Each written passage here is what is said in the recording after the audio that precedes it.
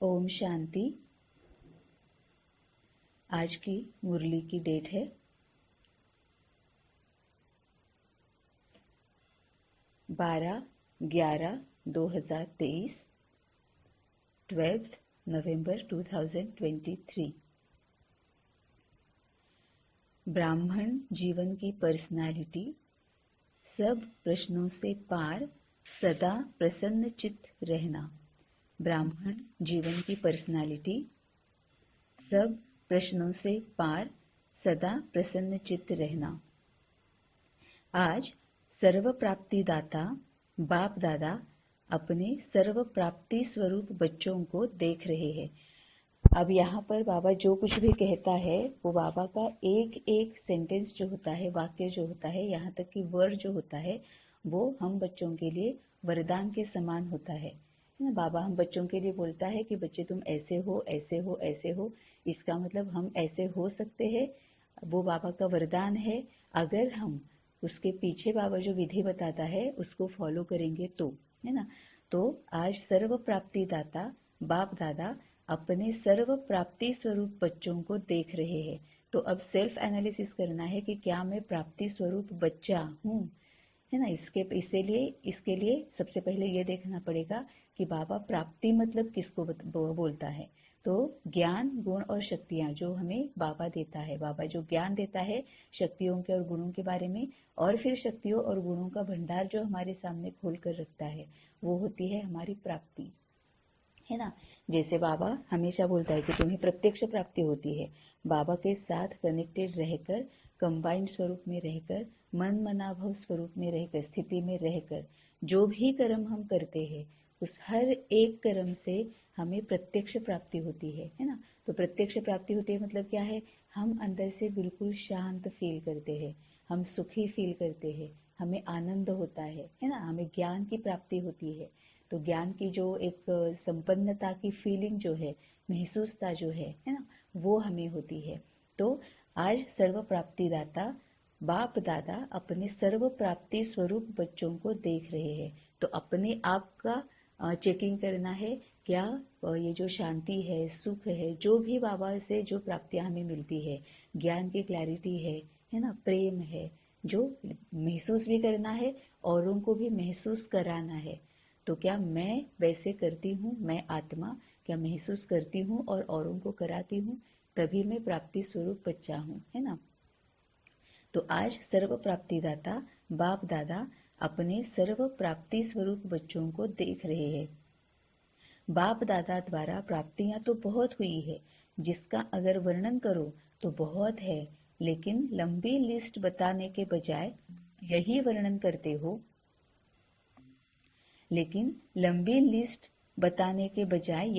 करते हो कि अप्राप्त नहीं कोई वस्तु इस ब्राह्मण जीवन में, है ना। बाप दादा द्वारा प्राप्तियां तो बहुत हुई है, अब पापा से हमें क्या मिला है, ये अगर हम किसी को कहना चाहे या लिखना चाहे या बाबा को भी बताना चाहे तो मतलब ऐसे होगा कि हम क्या बताएं। मतलब कई बार तो ये भी हो जाता है कि बाबा क्या बताएं ना, हम तुम्हें वर्ड्स में बता ही नहीं सकते कि हमें क्या मिला है ना। इतने जन्म जन्म से हम धक्के खाते आए हैं, दर दर भटकते आए हैं, दुख दर्द परेशानी अशांति चिंता भय, इसमें हम इतने ज्यादा ये होते आए हैं, अपने आप को मतलब हमने इतना हलचल में डाला हुआ है कि अब बाबा जब आता है तो हमें क्या मिलता है, ये मतलब बता भी नहीं सकते। हम इतने अंदर से शांत हो जाते हैं, है ना। कई बार ऐसे होता है कि अगर कोई पूछता है कि तुम्हें मिला क्या, या फिर हम कभी अपना अपना सोचते हैं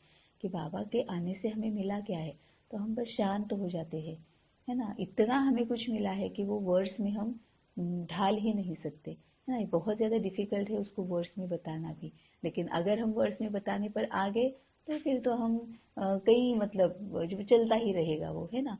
तभी बाबा बोलता है कि बाप दादा द्वारा प्राप्तियां तो बहुत हुई है, जिसका अगर वर्णन करो तो बहुत है, लेकिन लंबी लिस्ट बताने के बजाय यही वर्णन करते हो कि अप्राप्त नहीं कोई वस्तु इस ब्राह्मण जीवन में। तो बाप दादा देख रहे हैं कि प्राप्तियां तो बहुत है, लंबी लिस्ट है ना।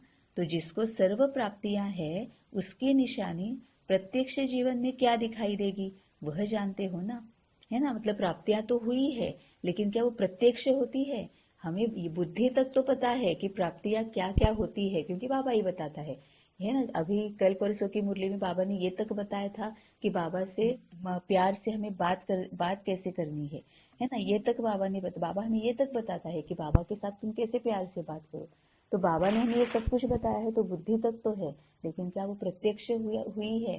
क्योंकि ये जो भी प्राप्ति है, जो भी बाबा से मिलता है, वो अगर मनसा वाचा कर्मणा प्रत्यक्ष अगर नहीं हो रहा है तो उसका कोई भी फायदा नहीं है ना। जिसको बाबा मियाँ मिठू बोलता है, मतलब बाबा बोलता है कि तुम टाइम भी उसमें लगा रहे हो, एनर्जी भी उसमें लगा रहे हो, मेहनत भी कर रहे हो, है ना। जो कुछ भी ऐसे दिखने में सैक्रिफाइसेस जो दिखते हैं, लगते हैं, है सैक्रिफाइस है नहीं, लेकिन फिर भी दिखने में जो सैक्रिफाइसेस लगते हैं वो भी तुम कर रहे हो, फिर भी अगर वो प्रत्यक्ष नहीं हो रहा है तो सब व्यर्थ है वो, है ना।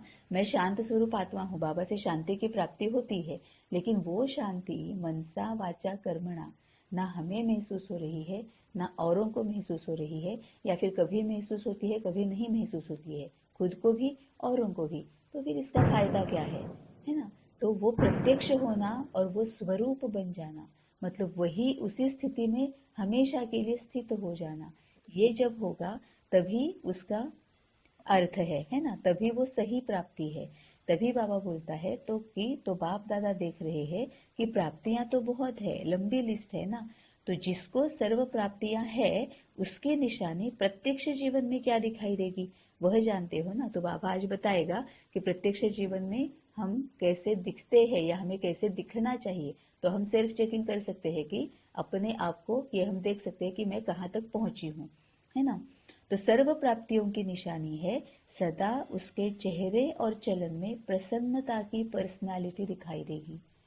सदा उसके चेहरे और चलन में, चेहरे में मतलब जैसे बाबा ने एक बार कहा था कि दिव्यता जो है, रहम दिलता जो है, प्रसन्नता जो है, उमंग उत्साह जो है, खुशी जो है, आनंद जो है ना। क्योंकि आनंद ऐसा वर्ड है जिसका ऑपोजिट कोई नहीं है। आनंद, फिर अत्यानंद, फिर परमानंद, वही दिव्यता है। आंखों से वो दिव्यता, वो जो रहम दिलता है वो छलकती रहती है ना।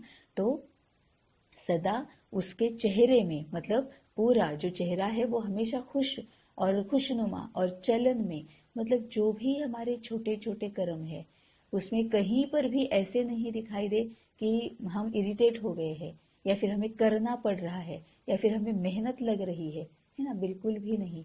करने में भी मतलब कई बार ऐसे होता है कि जब बाबा ये बोलता है कि तुम्हारे सूरत सीरत चाल चलन से भी बाबा की प्रत्यक्षता हो या ज्ञान की प्रत्यक्षता हो, तो फिर हम इमीडिएटली ज्यादा ध्यान कहाँ पर देते हैं कि हम चलते कैसे हैं, हम बोलते कैसे हैं, हम कितना सीरियस है, सीरियस ही हो जाते हैं। हम सोते कैसे हैं, हम जगते कैसे हैं, है ना। मतलब यहाँ तक कहा जाता है कि वो जो बिछाई हुई चद्दर होती है उसमें सिलवटें भी नहीं होनी चाहिए, है ना। वो ठीक है, अच्छी बात है, वो भी एक डिसिप्लिन में रहने के लिए अच्छा है, लेकिन आत्मा की जो चलन है, आत्मा का जो दिखना है, जो बाबा रूहानी खुशबू बोलता है, उसमें क्या प्रत्यक्ष हो रहा है, ये सबसे पहले इम्पोर्टेंट है।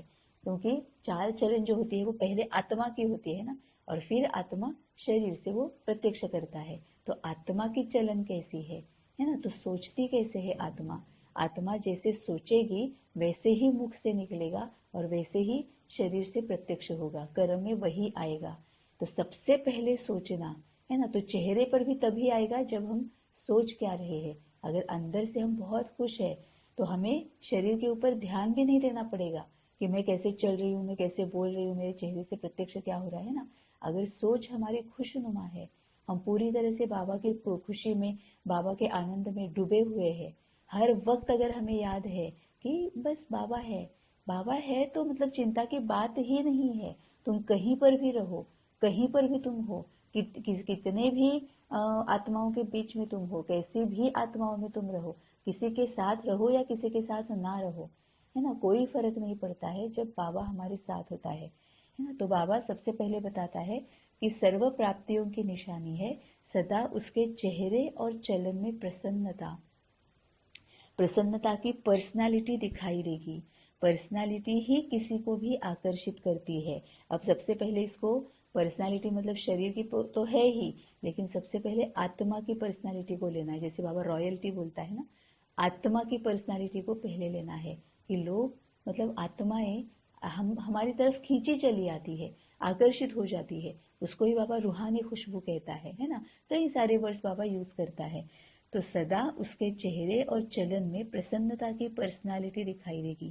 पर्सनालिटी ही किसी को भी आकर्षित करती है। अब आत्मा की पर्सनालिटी जो है वो अगर ओरिजिनल होगी, मतलब ही आत्मा ओरिजिनल स्थिति में स्थित होगी, मतलब ही आत्मा से शांति, सुख, प्रेम, रहम दिलता, है ना, ये जो बाबा से जो हमें मिलता है, वही अगर हम आत्मा से अगर वाइब्रेशंस निकल रही है तो वही होता है। फिर जो बाबा कहता है कि यही आत्मा की पर्सनालिटी जो है वही सबको आकर्षित करती है। तो सर्व प्राप्तियों की निशानी प्रसन्नता की पर्सनालिटी है, जिसको संतुष्टता भी कहते हैं, है ना। मतलब जो भी मेरे पास है स्थूल में, जो भी मेरे पास है उसका मैं सुख उपभोग भी रही हूँ और उसमें मैं बहुत समाधानी हूँ, संतुष्ट हूँ। अब ये संतुष्टता कब रहेगी? बाबा के पास जाएंगे। ज्ञान और शक्ति, ज्ञान की क्लैरिटी कि जो कुछ भी मुझे अभी मिला है वो मेरे ही अपने कर्मों के अनुसार मिला है। अगर मुझे कम मिला है तो वो भी मेरी जिम्मेवारी है, अगर ज्यादा मिला है तो वो भी मेरी जिम्मेवारी है ना। तो जो भी मिला है वो मैंने पीछे जो कर्म किए हैं उसके अनुसार मिला है। अब मुझे और कुछ चाहिए तो वो मुझे और थोड़ी और पुरुषार्थ करना पड़ेगा और ऐसे कर्म करने पड़ेंगे कि जो बाद में मुझे और ज्यादा मिले, है ना। अब ये आत्मा के लिए भी पहले देखना है कि अगर मुझ में थोड़ी सी रहमदिलता है, अगर मुझ में थोड़ा सा प्यार है ना, है ही ना, कि जो हमारे जो मैं और मेरा इसमें जब तक हम रहते हैं, जो बाबा के ज्ञान में आने से पहले, बाबा को पहचानने से पहले, बाबा के ज्ञान को समझने से पहले, जो हमारे अपने जो होते हैं, जो हम जिनको अपना समझते हैं, उनके लिए तो हमारे पास सब कुछ था। रहम दिल थे, हम प्रसन्नचित रहते थे, हम कोई भी जलन की भावना नहीं रखते थे, है ना, या फिर हम कभी भी गुस्सा नहीं, प्यार से रहते थे, शांति से रहते थे, हम उनको टॉलरेट करते थे, लेट गो करते थे, है ना, हमने उनको समा लिया था, हमने उनको स्वीकार कर लिया था। ये सब हम करते थे। लेकिन वही अब बाबा ने बोला कि वही हर एक आत्मा के लिए करना है। अगर एक के लिए कर सकते तो दो के लिए कर सकते हैं, क्योंकि वो हमारा निजी गुण है ना। अगर मैं अपने बच्चे के प्रति, अपनी पत्नी के प्रति, अपने पति के प्रति, अपने माँ बाप के प्रति प्यार दिखा रही हूँ, लेट गो कर रही हूँ, सहन शक्ति दिखा रही हूँ, है ना, समाने की शक्ति दिखा रही हूँ, तो उनकी तरफ दिखा रही हूँ, मतलब वो मेरा गुण है, वो मेरा अपना निजी गुण है। तो मैं अगर एक के साथ वो यूज कर सकती हूँ तो दो के साथ यूज कर सकती हूँ, दो के साथ कर सकती हूँ तो 20 के साथ कर सकती हूँ, तो 200 के साथ कर सकती हूँ, तो सबके साथ कर सकती हूँ, क्योंकि ये मेरा निजी गुण है ना। तो वो जो है वो मैं सबके साथ यूज कर सकती हूँ। और ये कब होगा? जब हमें बाबा बताता, जो बाबा बताता है उसकी क्लैरिटी हमें होगी, ज्ञान की क्लैरिटी होगी। और जब ये सभी गुण जो है, सभी शक्तियां जो है, ये ज्ञान जो है, वो अगर मैं सबके लिए यूज कर सकती हूँ तो ऑटोमेटिकली वही संतुष्टता है। मैं संतुष्ट रहती हूँ, अंदर से बिल्कुल समाधानी रहती हूँ, शांत रहती हूँ, है ना। ये है। तो बाबा कहता है कि प्रसन्नता की पर्सनालिटी है जिसको संतुष्टता भी कहते हैं। लेकिन आजकल चेहरे पर जो सदा प्रसन्नता की झलक देखने में आवे वह नहीं दिखाई देती है। लेकिन आजकल चेहरे पर जो सदा प्रसन्नता की झलक देखने में आवे वह नहीं दिखाई देती। कभी प्रसन्नचित और कभी प्रश्नचित, दो प्रकार के हैं। एक है जरा सा परिस्थिति आई तो प्रश्नचित, क्यों, क्या, कैसे, कब, यह प्रश्नचित, और प्राप्ति स्वरूप सदा प्रसन्नचित होंगे। दो प्रकार के हैं। एक है जरा सा परिस्थिति आई तो प्रश्नचित, क्यों, क्या, कैसे, कब, यह प्रश्नचित, और प्राप्ति स्वरूप सदा प्रसन्नचित होंगे। उसको कभी भी किसी भी बात में क्वेश्चन नहीं होगा, क्योंकि सर्व प्राप्तियों से संपन्न है। तो यह क्यों, क्या जो है वह हलचल है। जो संपन्न होता है उसमें हलचल नहीं होती है, जो खाली होता है उसमें हलचल होती है। तो अपने आप से पूछो कि मैं सदा प्रसन्नचित रहती व रहता हूँ? कभी कभी नहीं, सदा। 10 वर्ष वाले तो सदा होंगे या नहीं? हाँ नहीं करते, सोच रहे हैं। प्रसन्नता अगर कम होती है तो उसका कारण प्राप्ति कम, और प्राप्ति कम का कारण कोई ना कोई इच्छा है ना। इच्छा का फाउंडेशन ईर्ष्या और अप्राप्ति है। बहुत सूक्ष्म इच्छाएं अप्राप्ति के तरफ खींच लेती है। फिर रॉयल रूप में यही कहते हैं कि मेरी इच्छा नहीं है, लेकिन हो जाए तो अच्छा है। लेकिन जहां अल्पकाल की इच्छा है वहां अच्छा हो नहीं सकता। तो चेक करो, चाहे ज्ञान के जीवन में, ज्ञान के रॉयल रूप की इच्छाएं, चाहे मोटे रूप की इच्छाएं, अभी देखा जाता है कि मोटे रूप की इच्छाएं समाप्त हुई है, लेकिन रॉयल इच्छाएं समाप्त हुई है, लेकिन रॉयल इच्छाएं ज्ञान के बाद सूक्ष्म रूप में रही हुई है। वह चेक करो, क्योंकि बाप दादा अभी सभी बच्चों को बाप समान संपन्न संपूर्ण बनाने चाहते हैं। जिससे प्यार होता है उसके समान बनना कोई मुश्किल बात नहीं होती है ना। बाबा ये जो कहता है कि इच्छा हमारी छोटी छोटी सी होती है, जो रॉयल है ज्ञान की इच्छा, ज्ञान में आने के बाद, ज्ञान के बाद में भी सूक्ष्म रूप में रही हुई इच्छा अगर है वो भी चेक करो, है ना। और इसमें कई बार ऐसे देखा जाता है ना भाई बहनों में कि माउंट आबू नहीं जा सकते, माउंट आबू जाना है, माउंट आबू जाना है। एक बार गए हैं दूसरी बार जाना है, 4 बार गए हैं 5वीं बार जाना है, बार बार जाते हैं फिर भी जाते रहना है ना। तो ये जो बाबा कहते हैं कि ये जो तुम्हारी सूक्ष्म इच्छा है ना, तुम ऐसे मतलब हम कहते हैं कि हाँ माउंट आबू तो जाना ही चाहिए ना, वहां पर बाबा है ना। ये बाबा कहता है वो रॉयल रूप है, तुम्हारी इच्छा ही है, और कोई भी प्रकार की इच्छा ये विकार ही है ना। तो अगर तुम ये भी इच्छा करते हो और इस वजह से भी असंतुष्ट रहते हो, या फिर प्रश्न होता है कि क्यों नहीं मैं जा सकती, कब मैं जा सकती हूँ, क्यों नहीं मुझे भेजते, है ना, क्या मैं ऐसा करूं जिसकी वजह से मैं वहां जाऊं। या फिर ऐसे भी होता है कि फिर मतलब जो हमारे भाई बहन है उनमें जब किसी को पता चलेगा कि मैं माउंट आबू नहीं गई हूँ तो फिर क्या फायदा है, वो क्या सोचेंगे, है ना। क्योंकि ये भी एक आजकल ना स्टेटस सिंबल जैसे बन गया है कि जितनी बार हम माउंट आबू जाकर आए हैं उतना हमारा स्टेटस अच्छा है, उतना हमारा स्टेटस हमने बढ़ा के रखा है ना। तो ये भी इच्छा है, ये भी बाबा कहता है रॉयल रूप है ज्ञान में आने के बाद भी। क्योंकि ये इच्छा मतलब हमारी फिर ऐसे ही है ना कि मुझे अभी वो प्राप्त नहीं हुआ है। अब यहाँ पर अगर हम बाबा के पास जाएंगे तो बाबा क्लियर कर देगा कि बाबा तो हर एक के साथ है। बस तुम बाबा कहो, बाबा हर मुरली में कहता है कि तुम जहाँ बाबा कहा तुमने वहां बाबा तुम्हारे साथ है। जहां पर रहकर तुम बाबा के साथ बात करते हो वहां पर बाबा तुम्हारे साथ बात करता है ना। जिस जगह पर तुम रह रहे हो वो बाबा की बन जाती है ना, वो बाबा का घर बन जाता है ना। तो फिर ये इच्छा रखना और उसकी वजह से असंतुष्ट फील करना, तो ये भी बाबा कहता है ज्ञान में आने के बाद ये सूक्ष्म रूप में रही हुई जो इच्छाएं है वो रॉयल इच्छाएं है। वह चेक करो, क्योंकि बाप दादा अभी सभी बच्चों को बाप समान संपन्न संपूर्ण बनाना चाहते हैं। या फिर हम अपना अपना चेकिंग करेंगे कि हमें ज्ञान में आने के बाद या फिर ज्ञान से रिलेटेड भी ऐसी और कौन सी सूक्ष्म इच्छाएं है ना। हमारे पार्ट को लेकर भी होता है कि अगर कोई कोई ये होते हैं कि जिनको वाचा ये है, जिनका वाचा का पार्ट है ना, या फिर कर्मणा का पार्ट है, जो फिजिकली जो सेवा करते हैं, जो वाचा से सेवा करते हैं, तो वो भी होता है ना कि हाँ हाँ हाँ मुझे भी ऐसे करना है, हाँ मुझे भी ऐसे करना है, लेकिन क्या करूं, कर नहीं सकती, क्यों नहीं कर सकती, है ना। मुझ में घर की अगर हम है कोई जिम्मेवारी अगर हम पर है तो मुझे ये जिम्मेवारी है, इसकी वजह से मैं नहीं कर सकती, और फिर हमारा मन थोड़ा सा खट्टू हो जाता है ना। तो बाबा कहता है ये भी रॉयल इच्छा है, ये भी इच्छा ही है, लेकिन हम फिर क्या करते हैं कि नहीं नहीं बाबा की सेवा करनी है ना, तो बाबा की सेवा वो तो अच्छी बात है ना फिर। या फिर और भी क्या होता है कि बाबा के ज्ञान में आने के लिए जो हम लोगों के आत्माओं के पीछे पड़े पड़े रहते हैं, है ना, हमारे घर के फिर अगर ये है जिनके साथ हम रह रहे वो आत्माएं हैं, तो हम जो एक इच्छा रखते हैं कि आप बाबा के पास आ जाए, ये बाबा के ज्ञान को फॉलो करना शुरू कर दे, ये मुरली पढ़ना शुरू कर दे, ये बाबा बाबा बाबा करना शुरू कर दे, है ना। तो ये भी है कि बाबा के पास आना है, ये तो मैं बहुत बड़ी सेवा कर रही हूँ ना, कि मतलब पकड़ पकड़ के लोगों को बता रही हूँ कि बाबा बाबा आया है, ऐसे है वैसे है ना। तो ये भी एक इच्छा है कि जो इच्छा ही है, जो विकार ही है ना। तो ये सेल्फ चेकिंग करनी है कि इच्छा में रख रही हूँ या सेवा के रूप में कर रही हूँ। अगर इच्छा है तो बाबा कहता है ये विकार ही है, और फिर तुम संतुष्ट नहीं रहोगे, है ना, कुछ ना कुछ हलचल रहेगी। और ये भी अभी अगर हम महसूस करेंगे इमीडिएटली, क्योंकि सभी के सभी विकारों को, कमियों को, कमजोरियों को, अवगुणों को हमने सबको यूज किया हुआ है।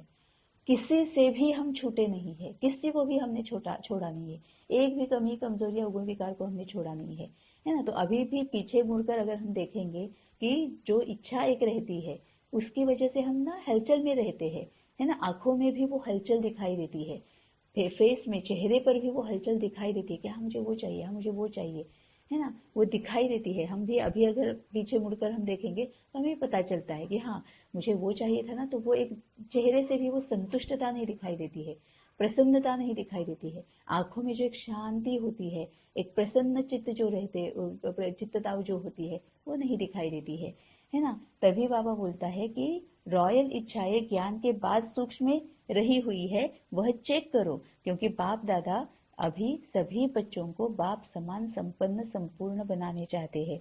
इसका ही मतलब है सब छोड़ दो, मन बुद्धि सिर्फ बाबा के पास लगाओ, पूरी तरह से निमित्त भाव, निर्मल स्वभाव और निर्माण चित्त ये बन जाना है। जो बाबा करा रहा है बस बाबा करा रहा है, हमें पूरी तरह से उस पर सरेंडर हो जाना है ना। कि जो कुछ भी है वो अच्छा है, मेरे लिए दी बेस्ट है।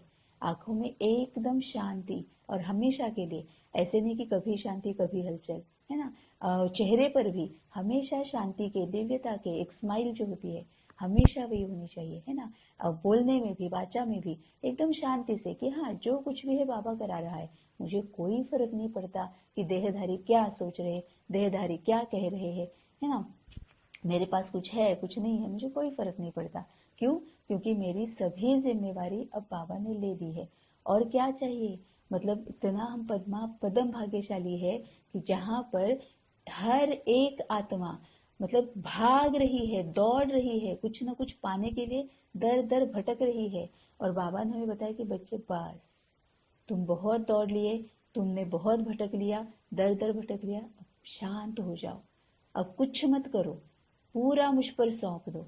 क्यों हो रहा है, कैसे हो रहा है, कुछ भी जिम्मेवारी मत लो, पूरी जिम्मेवारी मुझ पर सौंप दो। बस मुझे एक ही जिम्मेवारी अपने पास रखो कि बस मुझे पूछ कर करना है, मुझे बताना है ना। बस जो कुछ भी तुम संकल्प भी क्रिएट करोगे ना, बाबा बाबा के साथ रहकर ही, बाबा के साथ बात करते हुए संकल्प, मतलब बाबा के साथ की बात, यही हमारा संकल्प होना चाहिए, है ना। कि मैं अभी चाय पीऊं, बाबा चाय पिए, है ना। या फिर किसी का अगर फोन आया, बाबा इनका फोन आया है, क्या करना है बताओ, है ना। और फिर फोन उठाना है।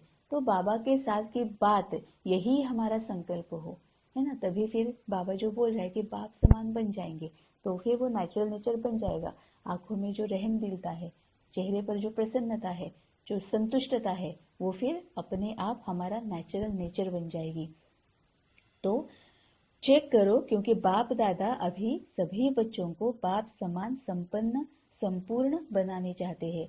जिससे प्यार होता है उसके समान बनना कोई मुश्किल बात नहीं होती है, क्योंकि हमें भी कई बार एक्सपीरियंस है कि जिनके साथ हमें बहुत अच्छा लगता है, उनकी कोई ना कोई एक कोई हैबिट जो होती है ना, आदत जो होती है ना, या तो फेशियल एक्सप्रेशंस की है, या फिर जो हम हाथ या ये जो ऐसे हिलाते हैं, है ना, या फिर बोलने में कोई वर्ड्स यूज करना है, वो हम अपना लेते हैं, ऐसे ही अपना लेते हैं हम। जो हमें बहुत पसंद होता है, जो हमें बहुत प्यारा होता है, ये अभी तो सभी प्यारे हैं, लेकिन अभी तक का हमारा एक्सपीरियंस है ना कि जो हमें पसंद होता है उसकी कोई ना कोई हैबिट हम अपना लेते हैं।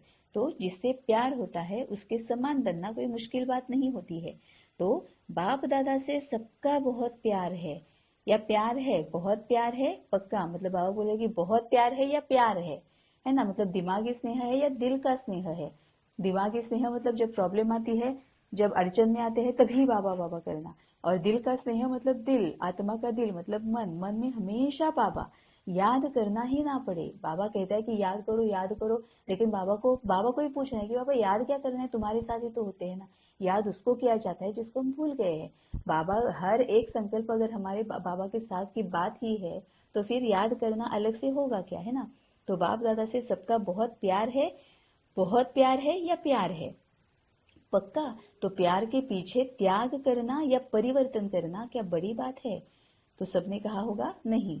तो पूरा त्याग किया है, जो बाप कहता है, जो बाप चाहता है वह किया है, सदा किया है।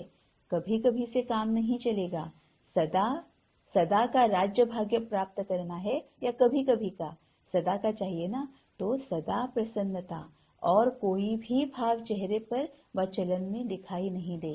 कभी कभी कहते हैं ना, आज बहन जी या भाई जी का मूड है, या कभी कभी कहते हैं ना, आज बहन जी या भाई जी का मूड और है। आप भी कहते हो आज मेरा मूड और है, तो इसको क्या कहेंगे? सदा प्रसन्नता हुई। कई बच्चे प्रशंसा के आधार पर प्रसन्नता अनुभव करते हैं, लेकिन वह प्रसन्नता अल्पकाल की है। कई बच्चे प्रशंसा के आधार पर प्रसन्नता का अनुभव करते हैं, मतलब कोई अगर प्रशंसा हमारी करता है, कोई अगर हमें अच्छा बोलता है, तब हम बहुत प्रसन्न हो जाते हैं। लेकिन ये प्रशंसा, ये भी तो अपेक्षा है ना, डिपेंडेंसी है ना। कोई प्रशंसा करे तभी हम प्रसन्न हो रहे हैं, अगर किसी ने कुछ कहा नहीं, हलचल में आ रहे, पता नहीं कैसे हुआ, पता नहीं क्या हुआ, पता नहीं मैंने ठीक से किया नहीं किया। जहां पर ये आ जाता है, हलचल आ जाती है, कैसे हुआ क्या हुआ, ये जहां पर भी आ जाता है, जो मैंने बोला वो ठीक था या नहीं था, जहां पर ये आ गया, इसका मतलब है जिम्मेवारी हमने अपने आप पर ले ली, जो कि बहुत गलत है। फिर पूरा देहभान है ना। जब हम छोड़ देते कि हाँ जो कुछ भी हुआ सही ही हुआ होगा, पता नहीं सही हुआ गलत हुआ, बाबा की जिम्मेवारी है, बाबा देख लेगा, क्योंकि हमने तो पूरी पूरी तरह से बाबा पर सरेंडर कर दिया है। तो जो कुछ भी बोला, हाँ लेकिन इसका ये जरूर है, जिम्मेवारी ये जरूर है कि बाबा के साथ कनेक्टेड रहना है ना। ये जरूर है कि जिम्मेवारी बाबा की है, लेकिन वो जब बोल रहे हैं या कर्म में आ रहे हैं, सोच रहे हैं, ये जरूर है कि हमें बाबा के साथ कंबाइंड स्वरूप में रहकर ही ये करना है ना। तभी बाबा कहता है कि आप भी कहते हो आज मेरा मूड और है, तो इसको क्या कहेंगे? सदा प्रसन्नता हुई। कई बच्चे प्रशंसा के आधार पर प्रसन्नता अनुभव करते हैं, लेकिन वह प्रसन्नता अल्पकाल की है। क्यों? क्योंकि हमने वो जिम्मेवारी अपने ऊपर ले ली, तभी तो हम प्रशंसा की डिमांड कर रहे हैं ना। बाबा कभी प्रशंसा की डिमांड करता है? कभी नहीं, कभी नहीं, है ना। मतलब पूरा सब कुछ कोई कोई नहीं कर सकता, कोई सोच भी नहीं सकता, ऐसा कुछ बाबा कर देता है ना। लेकिन फिर भी बाबा कभी प्रशंसा की डिमांड नहीं करता है कि तुम ऐसे कहो, वैसे कहो, ये करो, वो करो। बाबा अगर कभी कहता भी है कि बच्चे मेरे साथ ऐसी ऐसी बात करो, तो वो भी क्यों कहता है? ताकि हमारा बाबा के साथ कनेक्शन हो जाए, कम से कम उस वजह से ही सही, लेकिन हम बाबा के साथ प्यार से बात करें। फिर धीरे धीरे धीरे करके वो हमें आदत पड़ जाएगी। वो हमारी आदत के लिए बाबा ऐसे करता है, वो खुद की प्रशंसा के लिए बिल्कुल नहीं करता है। खुद प्रशंसा अपनी सुनना चाहते, इसीलिए कभी नहीं करता है ना। अदरवाइज बाबा ने फिर ये किया होता है ना, कंपल्शन किया होता है ना, कि रोज उठकर तुम्हें ये बातें बतानी है, तुम्हें ये बातें कहनी है। बाबा कोई कंपल्शन नहीं करता है। बाबा कहता है बच्चे ऐसी ऐसी बातें करो, क्योंकि बाबा के साथ बात करोगे, एक बार की, दूसरी बार की, चौथी बार की, तो वो तुम्हारा नेचुरल नेचर बन जाएगा। क्योंकि बाबा के साथ बात करोगे तो प्यार से करोगे, तो बाबा के साथ प्यार से बात करने का नेचुरल नेचर बन जाएगा। तो ऑटोमेटिकली जो भी आत्मा तुम्हारे सामने आएगी, ऑटोमेटिकली तुम उनके साथ प्यार से बात करोगे, अंदर से तुम्हारे लिए प्यार आएगा, अंदर से तुम्हें उनके लिए प्यार आएगा, और तुम अंदर से उनके साथ भी प्यार से बात करोगे, है ना। तभी बाबा कहता है कि तो यह भी चेक करो कि मेरी प्रसन्नता प्रशंसा के आधार पर तो नहीं है। कई बच्चे प्रशंसा के आधार पर प्रसन्नता अनुभव करते हैं, लेकिन वह प्रसन्नता अल्पकाल की है, आज है, कुछ समय के बाद समाप्त हो जाएगी। तो यह भी चेक करो कि मेरी प्रसन्नता प्रशंसा के आधार पर तो नहीं है। जैसे आजकल मकान बनाते हैं ना, तो सीमेंट के साथ रेत की मात्रा ज्यादा डाल देते हैं, मिक्स करते हैं। तो यह भी ऐसा ही है, जो फाउंडेशन मिक्स है, यथार्थ नहीं है। तो जरा सा परिस्थिति का तूफान आता है व किसी भी प्रकार की हलचल होती है, तो प्रसन्नता को समाप्त कर देती है ना। यही कई आत्माओं के बारे में जो बाबा के ज्ञान में कई साल से है ना। तो यही दिखाई देता है, या फिर वो खुद ही यही बोलते हैं ना कि नहीं नहीं मैं इतने साल से हूँ ज्ञान में, लेकिन फिर भी बीच बीच में पूरा हलचल में आ जाता हूँ, या पूरी हलचल में आ जाती हूँ, है ना। ये क्यों होता है? क्योंकि अभी भी प्राप्ति पूरी तरह से नहीं हुई है, संपन्न नहीं हुए, समृद्ध नहीं हुए हैं। मतलब ही क्या है, कल जैसे बाबा ने बोला था, वैसे पूरा सेवा पर शायद हमारा ध्यान है।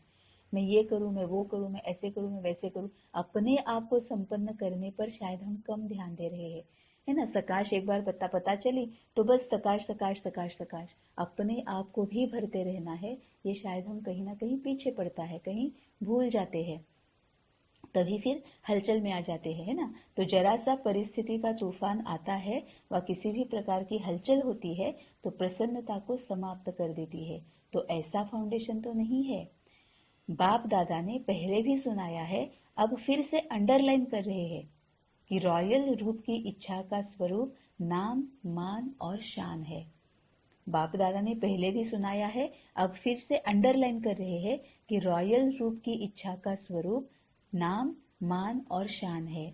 आधार सर्विस का लेते हैं, सर्विस में नाम हो, लेकिन जो नाम के पीछे सेवा करते हैं उनका नाम अल्पकाल के लिए तो हो जाता है कि बहुत अच्छा सर्विसेबल है, बहुत अच्छा आकर्षण करने वाले हैं, लेकिन नाम के आधार पर सेवा करने वाले का ऊंच पद में नाम पीछे हो जाता है, क्योंकि कच्चा फल खा लिया, पका ही नहीं, है ना। कई बार ये देखा जाता है, बहुत बार देखा जाता है कि जिन्होंने बाबा के ज्ञान को सही रीति नहीं समझा है ना, वो क्या कहते हैं कि ये है ना, ये मेरी वजह से बाबा के ज्ञान में आया, ये तो मेरी वजह से बाबा का पक्का बच्चा बन गया, इनको तो मैंने बाबा के ज्ञान में लाया, है ना। ये इच्छा क्या रॉयल रूप है ये, है ना। इच्छा या फिर जो भी है, अहंकार जो है, या फिर जो भी है, या फिर क्या कहते हैं कि ये हमारी प्रजा बन रही है ना। ये जिनको जिनको हम बताएंगे, जिनको जिनको जिनकी जिनकी हम सेवा करेंगे, जिनको जिनको हम बाबा के ज्ञान में लाएंगे, वो हमारी प्रजा बन जाएगी, है ना। ये कहना क्या ये सही बात है? बाबा बोल रहा है कि अपना अपना खुद का चेकिंग करना है कि जो नाम के पीछे सेवा करते हैं उनका नाम अल्पकाल के लिए तो हो जाता है कि बहुत अच्छा सर्विसेबल है, बहुत अच्छा आकर्षण करने वाले हैं, लेकिन नाम के आधार पर सेवा करने वाले का ऊंच पद में नाम पीछे हो जाता है। क्यों? क्योंकि कच्चा फल खा लिया, पका ही नहीं। तो पक्का फल कहाँ खाएंगे? कच्चा खा लिया, अभी अभी सेवा की, अभी अभी नाम पाया, तो यह कच्चा फल है। या इच्छा रखी कि सेवा तो मैंने बहुत की, सबसे ज्यादा सेवा के निमित्त मैं हूँ, ये नाम के आधार पर सेवा, ये नाम के आधार पर सेवा हुई, इसे कहेंगे कच्चा फल खाने वाले। अभी अभी सेवा की, अभी अभी नाम पाया, तो यह कच्चा फल है। या इच्छा रखी कि सेवा तो मैंने बहुत की, सबसे ज्यादा सेवा के निमित्त मैं हूँ, यह नाम के आधार पर सेवा हुई, इसे कहेंगे कच्चा फल खाने वाले। तो कच्चे फल में ताकत होती है क्या? वह सेवा की तो सेवा के रिजल्ट में मेरे को मान मिलना चाहिए, यह मान नहीं है लेकिन अभिमान है। जहाँ अभिमान है वहाँ प्रसन्नता रह नहीं सकती। सबसे बड़ा शान बाप दादा के दिल में शान प्राप्त करो। आत्माओं के दिल में अगर शान मिल भी गया तो आत्मा स्वयं ही लेने वाली है। मास्टर दाता है, दाता नहीं, मास्टर दाता है, दाता नहीं, है ना। मतलब बाबा बोल रहा है कि अगर आत्माओं से भी तुम्हें मान, नाम, मान, शान मिल रहा है और उसके आधार पर अगर प्रसन्न हो रहे हो, खुश हो रहे हो, तो वो अल्पकाल की है, क्योंकि उनसे मिल रही है तो वो भी फिर भी हमेशा के लिए नहीं रहेगी, क्योंकि वो मास्टर दाता से मिल रही है, दाता से नहीं मिल रही है। दाता तो सिर्फ एक बाबा है, तो ये जो नाम, मान, शान है ना, वो बाबा से मिलना चाहिए। तो सबसे बड़ा शान बाप दादा के दिल में शान प्राप्त करो। आत्माओं के दिल में अगर शान मिल भी गया तो आत्मा स्वयं ही लेने वाली है, मास्टर दाता है, दाता नहीं। तो शान चाहिए तो सदा बाप दादा के दिल में अपना शान प्राप्त करो। ये सब रॉयल इच्छाएं प्राप्ति स्वरूप बनने नहीं देती है, इसीलिए प्रसन्नता की पर्सनालिटी सदा चेहरे और चलन में दिखाई नहीं देती है। किसी भी परिस्थिति में प्रसन्नता की मूड परिवर्तन होती है तो सदा काल की प्रसन्नता नहीं कहेंगे। ब्राह्मण जीवन की मूड सदा चेयरफुल और केयरफुल। ब्राह्मण जीवन की मूड सदा चेयरफुल और केयरफुल। अब चेयरफुल क्यों? क्योंकि बाबा के साथ है, अप्राप्त तो कोई वस्तु नहीं है, और केयरफुल बाबा के साथ ही रहना है, बाबा के साथ ही बात करनी है, बाबा के हर क्षण, हर समय, हर संकल्प बाबा को पूछकर ही उठाना है ना। हर संकल्प जो मेरा है वो बाबा के साथ की बात ही होनी चाहिए, है ना। तो ब्राह्मण जीवन की मूड सदा चेयरफुल और केयरफुल, मूड बदलना नहीं चाहिए। फिर रॉयल रूप में कहते हैं, आज मुझे बड़ी एकांत चाहिए। क्यों चाहिए? क्योंकि सेवा व परिवार से किनारा करना चाहते हो, और कहते हैं शांति चाहिए, एकांत चाहिए। आज मूड मेरा ऐसा है, तो मूड नहीं बदली करो, है ना। इसमें ही बाबा ने फिर क्या हमें ये बता दिया, कौन सी पॉइंट बता दी कि एकांत की जरूरत ही नहीं है, शांति की जरूरत ही नहीं है, 100 लोगों में रहकर भी तुम बाबा के साथ कनेक्टेड रह सकते हो, है ना। तो फिर ये एकांत मतलब बाबा कहता है कि आज मूड ऐसा है कि फिर रॉयल रूप में कहते हैं, ये रॉयल रूप बाबा कहता है कि रॉयल रूप में कहते हैं आज मुझे बड़ी एकांत चाहिए। क्यों चाहिए? क्योंकि सेवा व परिवार से किनारा करना चाहते हो। और कहते हैं शांति चाहिए, एकांत चाहिए। आज मूड मेरा ऐसा है, तो मूड नहीं बदली करो। कारण कुछ भी हो, लेकिन आप कारण को निवारण करने वाले हो कि कारण में आने वाले हो, निवारण करने वाले। ठेका क्या लिया है? कॉन्ट्रैक्टर हो ना, तो क्या कॉन्ट्रैक्ट लिया है कि प्रकृति के मूड भी चेंज करेंगे। प्रकृति को भी चेंज करना है ना, तो प्रकृति को परिवर्तन करने वाले अपने मूड को नहीं परिवर्तन कर सकते। मूड चेंज होती है कि नहीं? कभी कभी होती है। फिर कहेंगे सागर के किनारे पर जाकर बैठते हैं। ज्ञान सागर नहीं, स्थूल सागर। फॉरिनर्स ऐसे करते हैं ना। या कहेंगे आज पता नहीं अकेला अकेला लगता है, तो बाप का कंबाइंड रूप कहाँ गया? अलग कर दिया। कंबाइंड से अकेले हो गए, क्या इसी को प्यार कहा जाता है? बाबा पूरी तरह से क्लियर कर रहा है कि अपना मूड नहीं है, प्रकृति को भी चेंज करना है। अब प्रकृति मतलब यहाँ पर क्या है? हमारा शरीर है ना। शरीर को प्रकृति कहा जाता है, पांच तत्वों को कुदरत कहा जाता है ना। तो जब भी बाबा प्रकृति के बारे में बोलता है तो सबसे पहले अपना शरीर, तो शरीर को भी तो चेंज करना है ना, वो हो ही जाता है। हमारे थॉट्स का जो असर है वो सबसे पहले प्रकृति पर मतलब शरीर पर पड़ता है ना। हम किसी और के लिए गलत संकल्प कर रहे हैं, लेकिन सबसे पहला उसका परिणाम तो हमारे शरीर पर ही, अपने आप पर ही पड़ रहा है। तो अब हमने संकल्प चेंज किया तो हमारे शरीर का भी जो प्रकृति की जो एक कंडीशन है वो भी चेंज हो रही है। तो प्रकृति के भी मूड चेंज करेंगे, प्रकृति को भी चेंज करना है ना। तो प्रकृति को परिवर्तन करने वाले अपने मूड को नहीं परिवर्तन कर सकते। मूड चेंज होती है कि नहीं? कभी कभी होती है। फिर कहेंगे सागर के किनारे पर जाकर बैठते हैं। ज्ञान सागर नहीं, स्थूल सागर। फॉरिनर्स ऐसे करते हैं ना। या कहेंगे आज पता नहीं अकेला अकेला लगता है, तो बाप का कंबाइंड रूप कहाँ गया? अलग कर दिया। कंबाइंड से अकेले हो गए, क्या इसी को प्यार कहा जाता है? क्योंकि बाबा बाबा का हमारी तरफ इतना प्यार है, बाबा का हमसे इतना प्यार है, बाबा को हमसे इतना प्यार है कि बाबा कभी हमें अकेला नहीं करता, कभी हमें अपने आप से अलग नहीं करता, नेवर एवर, है ना। मतलब भक्ति में भी अगर हम है तो भी बाबा हमें अलग, पूरा 24/7 पूरा कल्प हम बाबा हमारे साथ ही रहता है ना। क्योंकि बाबा ने कहा है ना कि भक्ति में भी तुम आते हो, तो वो भक्ति का फल भी तुम्हें कौन देता है? मैं ही तो देता हूँ ना, देवी देवता थोड़ी दे सकते हैं, उनके थ्रू मैं ही तुम्हें फल देता हूँ। तो बाबा कभी हमें अलग नहीं करता है, लेकिन हम ही होते हैं जो बाबा का हाथ छोड़ देते हैं। तो अकेला अकेला लगता है, तो बाप का कंबाइंड रूप कहाँ गया? अलग कर दिया। कंबाइंड से अकेले हो गए, क्या इसी को प्यार कहा जाता है? तो किसी भी प्रकार का मूड एक होता है, मूड ऑफ वह है बड़ी बात, लेकिन मूड परिवर्तन होना यह भी ठीक नहीं। मूड ऑफ वाले तो बहुत भिन्न भिन्न प्रकार के खेल दिखाते हैं। बाप दादा देखते हैं बड़ों को बहुत खेल दिखाते हैं या अपने साथियों को बहुत खेल दिखाते हैं। ऐसा खेल नहीं करो, क्योंकि बाप दादा का सभी बच्चों से प्यार है।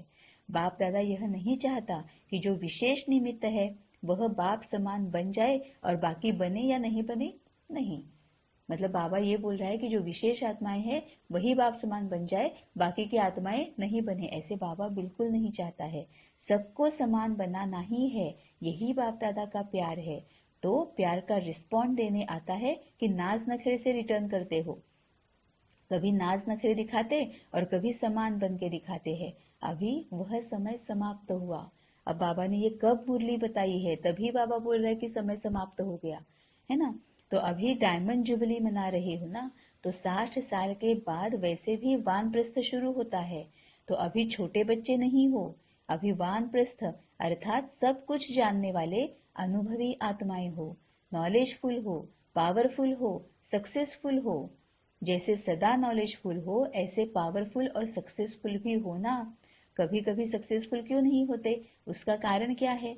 वैसे सफलता आप सबका जन्म सिद्ध अधिकार है ना। तो आज बाबा ने ये भी बातें कही है कि नॉलेजफुल, पावरफुल और सक्सेसफुल। अब नॉलेज को जो पावरफुली यूज करेगा वही सक्सेसफुल बन जाएगा। मतलब ही सभी ज्ञान गुण और शक्तियों को जो अच्छी तरह से अवेयर रहकर, ऊपर बाबा ने कहा है ना कि अवेयर भी रहना है, तो अवेयर रहकर केयरफुल और चेयरफुल, ऊपर बाबा ने कहा है।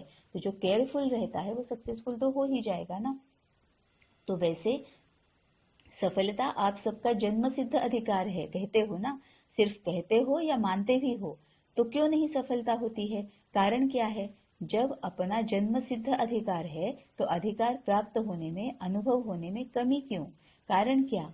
बाप दादा ने देखा है मेजॉरिटी अपने कमजोर संकल्प पहले ही इमर्ज करते हैं, पता नहीं होगा या नहीं।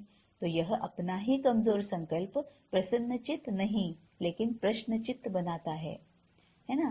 बाबा जो कहता है ना कि सफलता क्यों नहीं मिलती है, जबकि सफलता तुम्हारा जन्म सिद्ध अधिकार है, तो सफलता क्यों नहीं मिलती है? क्योंकि मेजॉरिटी, बाप दादा ने देखा है मेजॉरिटी अपने कमजोर संकल्प पहले ही इमर्ज करते हैं, पता नहीं होगा या नहीं। मतलब जिम्मेवारी हमने अपने ऊपर ले ली।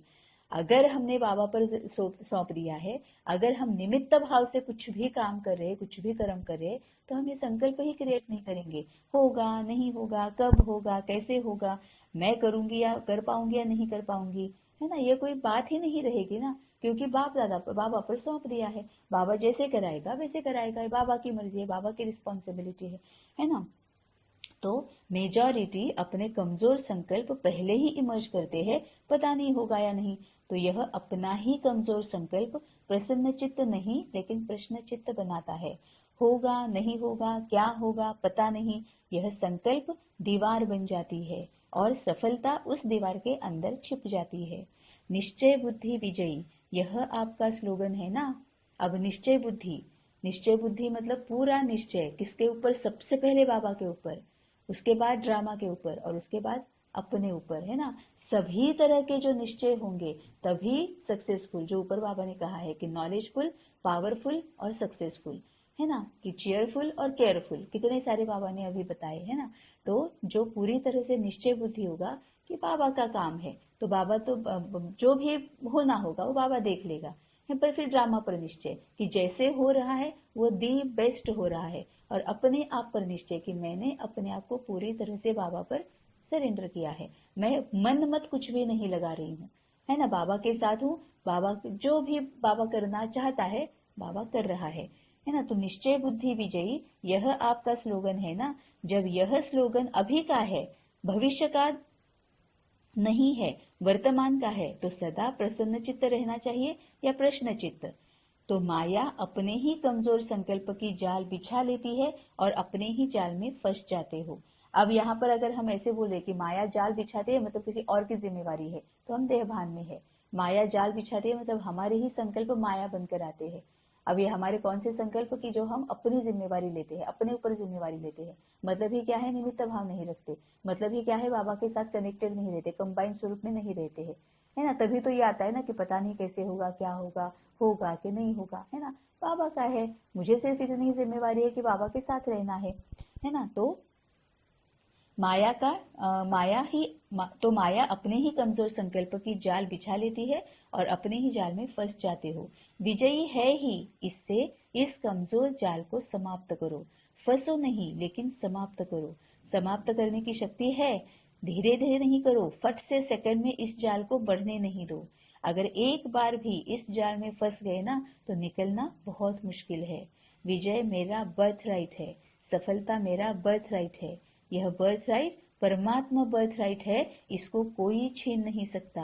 ऐसा निश्चय बुद्धि सदा प्रसन्न चित्त, सहज और स्वतः रहेगा, है ना। यह मेरा बर्थ राइट है, जो परमात्मा बर्थ राइट है, इसको कोई छीन नहीं सकता। इसमें अपने आप पर निश्चय भी आ गया ना, कि हमें हमें अगर बाबा के ऊपर पूरा निश्चय है, ड्रामा के ऊपर पूरा निश्चय है, लेकिन अपने ऊपर पूरा निश्चय नहीं है, तो भी कोई बात नहीं बनेगी, तो भी हम सक्सेसफुल नहीं होंगे, है ना। अब ये अपने आप पर निश्चय ना होना मतलब क्या है? अपने आप पर निश्चय ना होना इसका मतलब है कि हमें अपने आप पर ही डाउट है कि पता नहीं मैं बाबा के साथ रहूंगी या नहीं रहूंगी, पता नहीं जो भी बाबा कराना चाहता है पूरा टाइम बाबा के साथ कंबाइंड स्वरूप में रहूंगी या नहीं रहूंगी, मुझे नहीं पता। अपने आप पर भी डाउट करते हैं तो भी हम सक्सेसफुल नहीं होंगे, है ना। बाबा का काम है, बाबा की सेवा है, बाबा कर रहा है, बाबा करा रहा है, मुझे सिर्फ इतना ही निश्चय रखना है। जिम्मेवारी मेरी सिर्फ यही है कि मुझे बाबा के साथ कनेक्टेड रहना है। तो ऐसा निश्चय बुद्धि सदा प्रसन्न चित्त, सहज और स्वतः रहेगा, मेहनत करने की भी जरूरत नहीं। असफलता का दूसरा कारण क्या है? आप लोग दूसरों को भी कहते हो कि समय, संकल्प, संपत्ति सब सफल करो। तो सफल करना अर्थात सफलता पाना। आप लोग दूसरों को भी कहते हो कि समय, संकल्प, और संपत्ति सब सफल करो। तो सफल करना अर्थात सफलता पाना, सफल करना ही सफलता का आधार है। अगर सफलता नहीं मिलती तो जरूर कोई ना कोई खजाने को सफल नहीं किया है, तब सफलता नहीं मिली है। खजानों की लिस्ट तो जानते हो ना, तो चेक करो कौन सा खजाना सफल नहीं किया, व्यर्थ गवाया है ना, या तो समय या संकल्प या संपत्ति। संपत्ति मतलब सबसे पहले आत्मा को लेना है, आत्मा की जो धन है, दौलत है, संपत्ति है ना, उसको सबसे पहले सफल करना है ना। अब ये आत्मा की जो संपत्ति है, धन जो है, उसको सफल करना है। इसका मतलब भी क्या है, बाबा के पास आने से पहले पूरे सभी विकार थे, कमियां थी, कमजोरियां थी, अवगुण थे, उसको भी सफल करना है। मतलब क्या करना है, बाबा पर सौंप देना है कि बाबा ये तुम्हारा, तुम ले लो, मुझे नहीं चाहिए, बहुत प्रॉब्लम्स होती है, ये मेरे पास रहता है तो ये अभी सब कुछ तुम्हारा। तो यहाँ पर भी हमने जो विकार है, कमी कमजोरियां अवगुण है, वो भी हमने सफल कर दिया, बाबा पर सौंप दिया, बाबा को दे दिया हमेशा के लिए, है ना। जो दान देते हैं वो वापस हम उसके बारे में सोचते भी नहीं ना। एक बार दान दिया और अगर हम उसके बारे में सोच भी रहे हैं, यूज करना तो अलग ही बात है, लेकिन सोच भी रहे तो फिर वो दान नहीं रह जाता है ना, उसका कोई महत्व ही नहीं रह जाता है फिर। तो ये जो बाबा बोल रहे हैं कि समय, संकल्प और संपत्ति सब सफल करो, तो समय भी देना है, बाबा बाबा बाबा, है ना। संकल्प भी एक एक संकल्प हमारा ऐसा हो जो बाबा की बात ही हो, जो बाबा को भोग लगा सके, है ना। और संपत्ति मतलब जो भी है, कमियां कमजोरियां है, अवगुण है, विकार है, वो भी देनी है। और जो अब बाबा से ज्ञान गुण शक्तियां मिल रहा है, अब तो हमें अंदर आना शुरू हो गया ना, बुद्धि का ताला खुल रहा है, तो अभी हमें धारणा होना शुरू हो चुकी है। तो जो भी ज्ञान और गुण और शक्तियां जो भी धारण की हुई है, वो भी सफल करने हैं, बाबा की सेवा में लगाने हैं। तो खजानों की लिस्ट तो जानते हो ना, तो चेक करो कौन सा खजाना सफल नहीं किया, व्यर्थ गवाया, तो स्वतः ही सफलता प्राप्त हो जाएगी। यह वर्षा भी है तो वरदान भी है, सफल करो और सफलता पाओ। तो सफल करना आता है कि नहीं, तो सफलता मिलती है। सफल करना है बीज और सफलता है फल। अगर बीज अच्छा है तो फल नहीं मिले, यह हो नहीं सकता। सफल करने के बीज में कुछ कमी है, तब सफलता का फल नहीं मिलता। तो क्या करना है, सदा प्रसन्नता की पर्सनालिटी में रहो। प्रसन्न चित्त रहने से बहुत अच्छे अनुभव करेंगे। और प्रसन्न चित्त कब रहेंगे, जब प्रश्न चित्त नहीं होंगे। प्रश्न जो है दिमाग से निकाल देंगे, मन बुद्धि से प्रश्न निकाल देंगे। क्यों निकाल देंगे, क्योंकि बाबा की जिम्मेवारी है, हमने अपने आप को बाबा पर सरेंडर किया है। अब मन ही मेरा नहीं है, मन को ही मैंने सरेंडर किया है, तो मन में संकल्प मैं क्यों उठाऊं, बाबा के साथ ही बात करूं ना, वही मेरे संकल्प हो जाए। वैसे भी हाँ, सदा प्रसन्नता की पर्सनालिटी में रहो। प्रसन्न चित्त रहने से बहुत अच्छे अनुभव करेंगे। वैसे भी कोई को प्रसन्न चित्त देखते हो तो कितना अच्छा लगता है, उसके संग में रहना, उसके साथ बात करना, बैठना कितना अच्छा लगता है। अब इसका सबसे बेस्ट एग्जाम्पल क्या है, बाबा, है ना। बाबा हमेशा मतलब प्रसन्न चित्त, और जो भी है उसको तो जो भी नाम दे वो उसके पार है, उसके और ज्यादा परे है ना। तो बाबा भी बोलता है कि वैसे भी कोई को प्रसन्न चित्त देखते हो तो कितना अच्छा लगता है, उसके संग में रहना, उसके साथ बात करना, बैठना कितना अच्छा लगता है। और कोई प्रश्न चित्त वाला आ जाए तो तंग हो जाएंगे।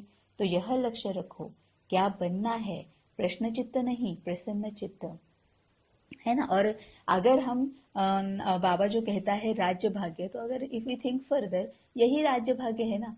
हम अगर प्रसन्न चित्त रहेंगे, मतलब ही क्या है, स्वराज्याधिकारी है, हमारे मन बुद्धि सहित सभी कर्मेंद्रियों पर हमारा कंट्रोल है, तो स्वराज्याधिकारी बन गए, तो प्रसन्न चित्त बन गए, तो सभी आत्माएं आकर्षित हो रही है, मतलब ये सभी आत्माएं खुद खुद ब खुद हम पर अपने आप को सरेंडर कर देती है ना। अगर उनके उनकी कोई प्रॉब्लम है, कुछ भी है, ऐसे ही बस ऐसे ही भी उनको अच्छा लगता है हमारे साथ, तो राज्य भाग्य प्राप्त हो गया। राज्य भाग्य मतलब ऐसे थोड़ी ना है कि फिर सिंहासन पर ही बैठना है, वो मुकुट ही पहनना है, फिर दरबारी ही होनी चाहिए, दरबार में ही बैठ रहे हैं, हाथ में ब्ला ब्ला ब्ला, यही नहीं है ना। आत्मा का राज्य भाग्य मतलब क्या है, स्वराज्य अधिकार है, मन बुद्धि और कर्मेंद्रियों पर कंट्रोल है, प्रसन्न चित्त है, मतलब ही बाबा जिसको रूहानी खुशबू बोलता है ना। मतलब ही हम अपने आप की ओरिजिनल स्थिति में स्थित है, आत्मा की ओरिजिनल स्थिति में स्थित है ना। सभी जो गुण है, ज्ञान है, शक्तियां है, वही वाइब्रेशंस, वही वही हमसे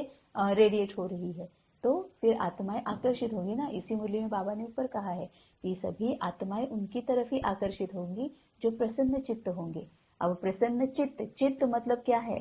चित्त मतलब सोल, आत्मा, मतलब वो एकदम कोर में जो होता है ना, subconscious mind, natural nature. Natural nature, प्रसन्नता ये हमारा नेचुरल नेचर बन जाना चाहिए, है ना। जैसे हम कुछ भी काम कर रहे हैं, कुछ भी अगर किसी के साथ बात भी कर रहे हैं, कुछ कर्म भी कर रहे हैं, तो बैक ऑफ द माइंड जिसको हम बोलते हैं ना, बैक ऑफ द माइंड बाबा बाबा चलता रहता है। बैक ऑफ द माइंड बाबा के साथ कनेक्टेड रहता है कि बाबा बाबा बाबा, है ना। मन बुद्धि बाबा के पास ही रहती है। तो वो जो है वो चित्त है ना। वो जो चित्त में होता है वही हमारा नेचुरल नेचर बन जाता है ना। जैसे एक एग्जाम्पल हमेशा होता है कि अगर कॉकरोच सामने आ गया, तो कॉकरोच के बारे में हमारे चित्त में क्या है, सबकॉन्शियस माइंड में क्या है? अगर डर है तो हम चिल्लाएंगे, है ना, या फिर हम उसको मारेंगे, या फिर भाग जाएंगे, है ना। लेकिन अगर डर नहीं है तो हम शांति से वहीं रहेंगे। ये क्या करेगा? वो कुछ नहीं करेगा। ये भी करेंगे कि उसको फिर उठाएंगे और कहीं जहां बाहर नेचर में उसको छोड़ देंगे, है ना। तो जो हमारे चित्त में रहेगा वही हमारा नेचुरल नेचर बन जाएगा। तो प्रसन्न चित्त रहना, इसका मतलब ये प्रसन्नता जो है वो अंदर तक होनी चाहिए, है ना। और ये कब होगा? जब हम बाबा के साथ हमेशा रहेंगे। तो यह लक्ष्य रखो, क्या बनना है? प्रश्न चित्त नहीं, प्रसन्न चित्त। मतलब क्या क्यों में जाना ही नहीं है। क्यों? क्योंकि जिम्मेवारी हमारी नहीं है। जिम्मेवारी किसकी है? बाबा की है। फिर हमारी जिम्मेवारी क्या है? बाबा के साथ रहना है। तो आज सीजन की लास्ट दिन है, तो लास्ट में क्या किया जाता है? कोई यज्ञ भी रचते हैं तो लास्ट में क्या करते हैं? स्वाहा करते हैं। तो आप क्या करेंगे? प्रश्न चित्त को स्वाहा करो। यह क्यों होता है, यह क्या होता है, नहीं। नॉलेजफुल हो ना, तो क्यों, क्या, नहीं। तो आज से यह व्यर्थ प्रश्न स्वाहा। आपका भी टाइम बचेगा और दूसरों का भी टाइम बचेगा। दादियों का भी टाइम इसमें जाता है। यह क्यों, यह क्या, यह कैसे, तो यह समय बचाओ, अपना भी और दूसरों का भी। बचत का खाता जमा करो, फिर 21 जन्म आराम से खाओ पियो मौज करो, वहां जमा नहीं करना पड़ेगा। तो स्वाहा किया कि सोचेंगे? सोचना है, भले सोच लो। अपने से पूछ लो, यह कैसे होगा, यह कर सकेंगे या नहीं। यह 1 मिनट में सोच लो, पक्का काम कर लो। अपने से जितने भी प्रश्न पूछने हो वह 1 मिनट में पूछ लो। पूछ लिया, स्वाहा भी कर लिया, या सिर्फ प्रश्न पूछ लिया, आगे के लिए प्रश्न खत्म। 1 मिनट साइलेंस के बाद, इनटू ब्रैकेट लिया है, वहां पर बाबा ने शायद 1 मिनट का साइलेंस दिया था कि सभी जो प्रश्न आते हैं ना तुम्हारे मन में, वो बस आने दो और उसको फिर स्वाहा कर दो। तो आगे के लिए प्रश्न खत्म। खत्म किया? हाँ जी, ऐसे ही नहीं हाँ कर लेना। जब बहुत काल का अनुभव है कि प्रश्न चित्त अर्थात परेशान होना और परेशान करना अच्छी तरह से अनुभव है ना, तो अपने निश्चय और जन्म सिद्ध अधिकार की शान में रहो, तो परेशान नहीं होंगे, है ना। बाबा ये भी मानता है, इतना वो प्यारा है, इतना बाबा प्यारा है कि बाबा ये भी मानता है कि बच्चे, जन्म जन्म से तुम परेशान होने की तुम्हारी आदत है। परेशान होना, प्रश्न चित्त रहना, यही तुम्हारा नेचुरल नेचर बन चुका है ना। तो भी अभी इसको छोड़ दो। मतलब बाबा ये भी जानता है कि प्रश्न चित्त अर्थात परेशान होना, जब बहुत काल का अनुभव है कि प्रश्न चित्त अर्थात परेशान होना और परेशान करना अच्छी तरह से अनुभव है ना, तो अपने निश्चय और जन्म सिद्ध अधिकार की शान में रहो, तो परेशान नहीं होंगे। जब इस शान से परे होते हो तभी परेशान होते हो। समझा? अच्छी तरह से समझा कि अभी कहेंगे हाँ समझा, और फॉरेन में जाएंगे तो कहेंगे मुश्किल है, ऐसे तो नहीं। अच्छा, 1 सेकंड में अशरीरी बनना, यह पाठ पक्का है। अभी अभी विस्तार, अभी अभी सार में समा जाओ, बाप दादा ने ड्रिल कराई। अच्छा, इस अभ्यास को सदा साथ रखना, है ना। मतलब 1 सेकंड में अशरीरी बनना, बाबा ने एक मुरली तो पूरी इस पर ही चलाई थी ना, अव्यक्त तो मुरली ही थी, इस पर ही चलाई थी। और उसमें बाबा ने कहा था कि हर थोड़े थोड़े मिनट के बाद 1 सेकंड के लिए, 10 सेकंड के लिए, 5 सेकंड के लिए अशरीरी बनने का अभ्यास करो। अशरीरी मतलब बाबा ने उसमें ये भी बोला था कि अशरीरी मतलब बहुत ज्यादा मत सोचो। अशरीरी होना है मतलब क्या करना है? स्वीट साइलेंस में बैठ जाना है। मतलब ही क्या करना है? बस बाबा के पास। मतलब ही क्या? कोई संकल्प नहीं, बस बाबा तू और मैं, है ना। और फिर बाद में तो ये भी हो जाता है कि मैं भी नहीं, बस बाबा तू। और बाद में ये भी हो जाता है कि बाबा तू भी नहीं है, बस बस मैं हूँ। बस मतलब मैं हूँ ये भी नहीं, तू ही है ये भी नहीं, बस कुछ भी नहीं, स्वीट साइलेंस, है ना। और बाबा ये भी साथ साथ कहते हैं कि जब तुम इस तरह से स्वीट साइलेंस में बैठते हो तब भी एक्चुअली तुम बहुत पावरफुल सेवा कर रहे हो। क्योंकि उस वक्त तो हम इतना शांति और सुख में होते हैं कि बहुत पावरफुल वाइब्रेशंस हम रेडिएट करते हैं। मतलब पावरफुल वाइब्रेशन से हम वायुमंडल को पूरा सुखमय और शांतिमय बना देते हैं, है ना। तभी बाबा कहता है कि 1 सेकंड में अशरीरी बनना। बहुत ज्यादा प्रोसीजर में भी नहीं जाना है कि अशरीरी बनना मतलब बैठे हैं, फिर आह्वान किया है, फिर बाबा, फिर मैं, फिर आ जाओ, फिर ये करूंगी वो करूंगी, कोई जरूरत नहीं है। बस 1 सेकंड में, है ना, क्योंकि बाबा वही कहता है कि सेकंड का महत्व है। बाबा ये सेकंड सेकंड की बात क्यों करता है, क्योंकि बाबा को पता है कि बाद में जब सही अर्थ में, सही मायने में विनाश काल आएगा ना, तो हमें सेकंड सेकंड में हमें सेवा करनी है। मनसा सेवा, वो भी सबसे ज्यादा पावरफुल, है ना। अभी भी हम अगर देखेंगे तो सेवा हमसे एकदम 1 सेकंड में हो जाती है। टीवी पर कुछ देखते हैं, मोबाइल पर कुछ देखते हैं, कहीं कुछ अनहोनी हुई है, अनहोनी जो लगती है एक्चुअली अनहोनी नहीं है, क्योंकि ड्रामा के अनुसार सब अच्छा है, सब कल्याणकारी है। लेकिन ऐसा जो कुछ भी देखते हैं कि कोई आत्माएं किसी भोगना से जा रही है ना, भूकंप हुआ, अर्थक्वेक हुआ, युद्ध हुआ, या फिर एक्सीडेंट हुआ, है ना, या कुछ भी, तो आत्माएं जो भोगना से जा रही है हम देखते हैं। तो फिर उस वक्त अगर हम ये सब करते बैठे कि बैठ गए, फिर बाबा का आह्वान किया, फिर सूक्ष्म वतन चले गए, फिर बाबा को बुला लिया, फिर बाबा ये ऐसे ऐसे हुआ, वैसे वैसे हुआ, फिर उन आत्माओं को मर्ज कर दिया, फिर वहां पर कितना टाइम जाएगा इसमें, कितनी सारी सेवाएं मतलब हो जाएगी, आगे चली जाएगी, हम तो पूरी तरह से ये हो जाएंगे, वो सफल ही नहीं कर पाएंगे, है ना। तो बाबा 1 सेकंड का महत्व इसीलिए बोलता है कि 1 सेकंड में सामने देखा, इमीडिएटली सेवा 1 सेकंड में कर दी हमने, है ना। तभी बाबा सेकंड की बात करता है कि 1 सेकंड में अशरीरी बनो। प्रोसीजर में बहुत ज्यादा हेल्प है नहीं, बाबा के साथ कनेक्टेड रहना, दैट्स इट। क्योंकि बाबा ने खुद ही कहा है, तुमने बाबा कहा और मैं वहां पर हूँ, मैं हाजिरा हुजूर हूँ, हमारे हमेशा तुम्हारे साथ रहता हूँ। तो बाबा कहो, और जो भी तुम्हें सेवा करनी है, जो भी सकाश देनी है, जो भी कुछ करना है, मनसा सेवा करनी है 1 सेकंड में, सकाश देनी है 1 सेकंड में, है ना, उसको ही अशरीरी कि बस बाबा के साथ हो गए। तो यहाँ देह भान की जो भी बातें हैं, जो भी संकल्प है, जो भी प्रश्न है, क्या, क्यों, कैसे, सब कुछ समाप्त हो गया। प्रोसीजर की भी कोई बात नहीं है। तो 1 सेकंड में अशरीरी बनना, यह पाठ पक्का है। अभी अभी विस्तार, अभी अभी सार में समा जाओ। अभी बाबा जो बोलता है कि अभी अभी विस्तार और अभी अभी सार में समा जाओ, वो भी बाबा क्यों कहता है, क्योंकि बाबा परखने की शक्ति को भी यूज करने के लिए बोलता है ना। तो उसमें उसके लिए थोड़ा सा विस्तार में जाना पड़ता है कि कौन है, कैसे है, क्या है। लेकिन ये प्रश्न नहीं है, हम परख रहे हैं, उसके लिए ये जरूरी है ना। तो फिर हमने परख लिया, 1 सेकंड में अशरीरी हो गए, उनको सकाश दे दी, उनको सहयोग दे दिया, है ना। तो अभी अभी विस्तार, अभी अभी सार में समा जाओ, बाप दादा ने ड्रिल कराई। अच्छा, इस अभ्यास को सदा साथ रखना। अब बाबा मुबारकों, वरदानों की बारिश कर रहा है ना। तो ये वरदान हर एक आत्मा के लिए प्रत्यक्ष होंगे, जो इसके पीछे बाबा ने जो विधि बताई है उसको अपनाएगा।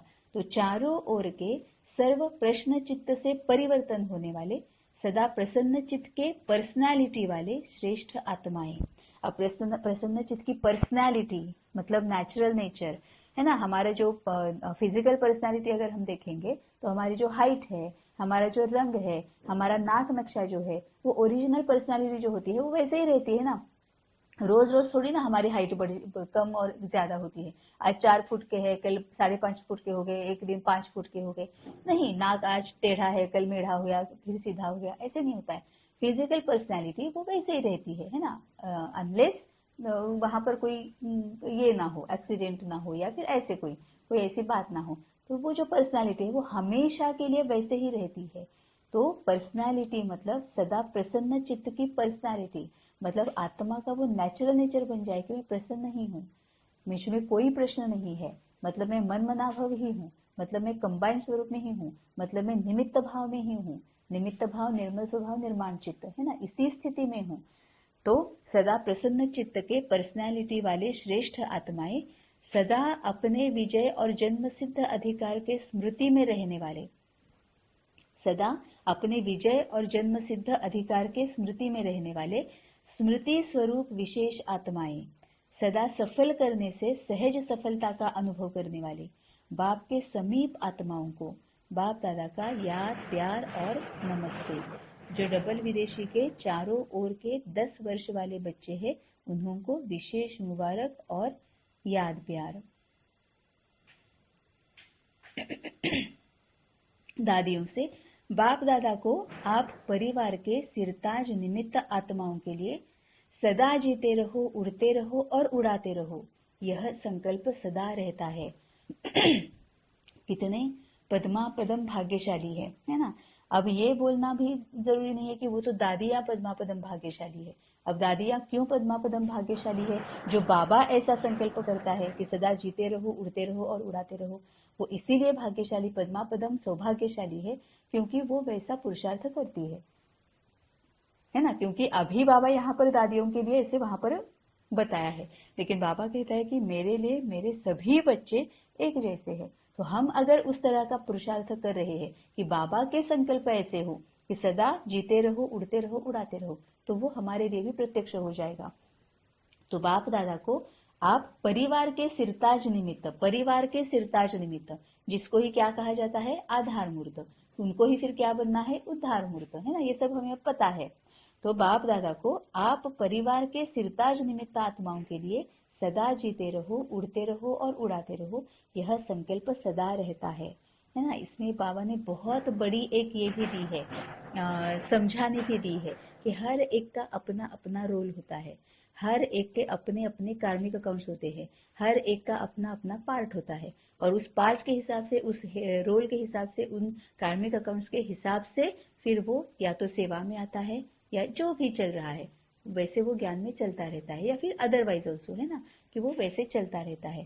तो बाप दादा को आप परिवार के सिरताज निमित्त आत्माओं के लिए सदा जीते रहो, उड़ते रहो और उड़ाते रहो, यह संकल्प सदा रहता है। अपने योग की तपस्या के शक्ति से, अपने योग की तपस्या के शक्ति से शरीरों को चला तो रहे हो, लेकिन आपसे ज्यादा बाप दादा को औना रहता है। इसीलिए समय प्रमाण फास्ट चक्कर नहीं लगाओ, आराम से जाओ और आओ, क्योंकि दुनिया की परिस्थितियां भी फास्ट बदल रही है। इसीलिए सेवा की बाप दादा मना नहीं करते, लेकिन बैलेंस, है ना। मतलब बाबा कितनी प्यार से बोल रहा है कि अपने शरीर का भी ख्याल रखो, है ना। बाबा को भी ये औना रहता है कि शरीर का भी ख्याल रखो, क्योंकि बाबा कहता है कि बहुत सेवा करनी है, और अगर अभी सेवा सेवा सेवा सेवा इसके पीछे रहोगे और शरीर पर ध्यान नहीं रहोगे, वो लंबा समय तक नहीं चलेगी, है ना। जब शरीर भी पूरा पूरा साथ देगा तो वो सेवा एक एक अलग लेवल पर पहुंच जाएगी ना। इसीलिए बाबा बोल रहा है कि अपनी शरीर का भी ख्याल रखना है और आराम से जाओ और आओ, क्योंकि दुनिया की परिस्थितियां भी फास्ट बदल रही है। इसीलिए सेवा की बाप दादा मना नहीं करते, लेकिन बैलेंस। सभी के प्राण आपके शरीरों में है, तन ठीक है तो सेवा भी अच्छी होती जाएगी। इसीलिए सेवा खूब करो, लेकिन ज्यादा धक्का नहीं लगाओ, थोड़ा धक्का लगाओ। ज्यादा धक्का लगाने से क्या होता है? बैटरी स्लो हो जाती है। इसीलिए बैलेंस अभी से रखना आवश्यक है। ऐसे नहीं सोचो यह वर्ष तो कर लेंगे, दूसरा वर्ष पता नहीं क्या है। नहीं, जीना है और उड़ाना है।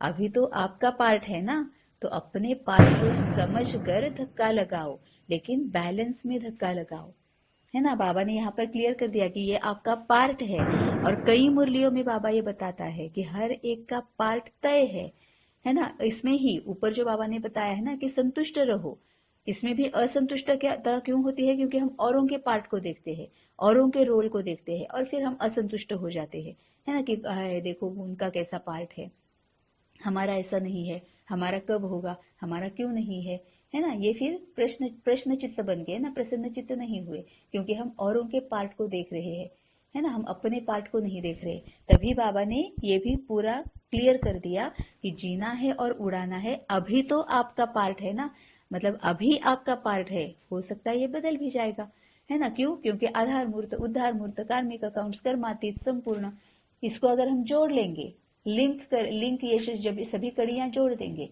तो सबको पता चल जाएगा कि हर एक का अपना अपना पार्ट होता है। समय समय अनुसार पार्ट परिवर्तन भी होते रहता है।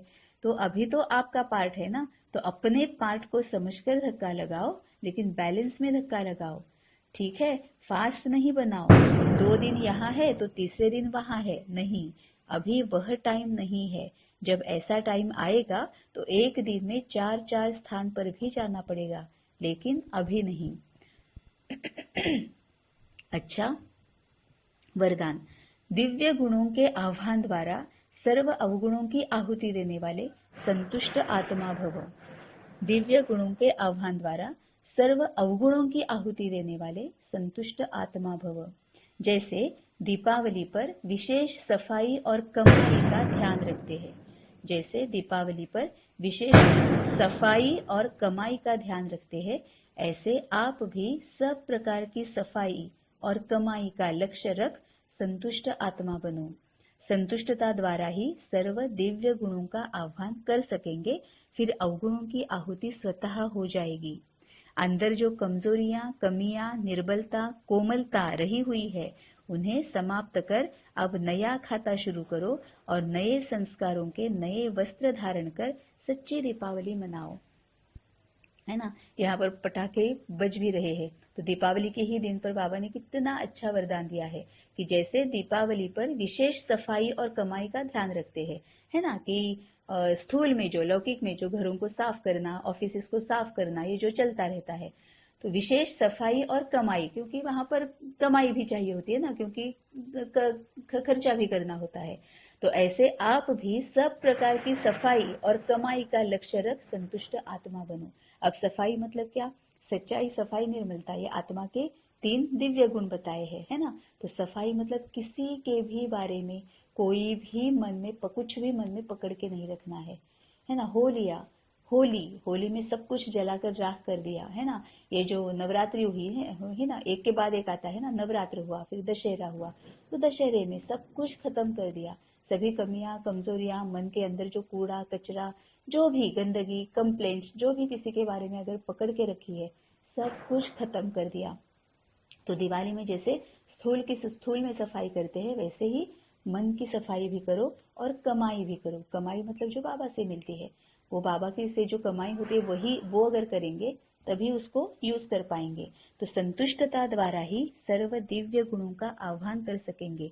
अब यहाँ पर बाबा ने संतुष्टता क्यों कहा है? क्योंकि जब हम जिसके भी प्रति जो भी मन में पकड़ कर रखा है, सब छोड़ देंगे, मन से छोड़ देंगे, मन से निकाल देंगे, मन को एकदम साफ करेंगे, तो कितने, मतलब 1 सेकंड के लिए भी अगर हम सोचते हैं कि किसी के लिए कोई कंप्लेंट नहीं है, हर कोई अपना अपना पार्ट प्ले कर रहा है ना, वैसे ही हम भी अपना पार्ट प्ले कर रहे हैं। तो चलो, जो हुआ अच्छा हुआ, फुल स्टॉप, किसी के बारे में कोई कंप्लेंट नहीं।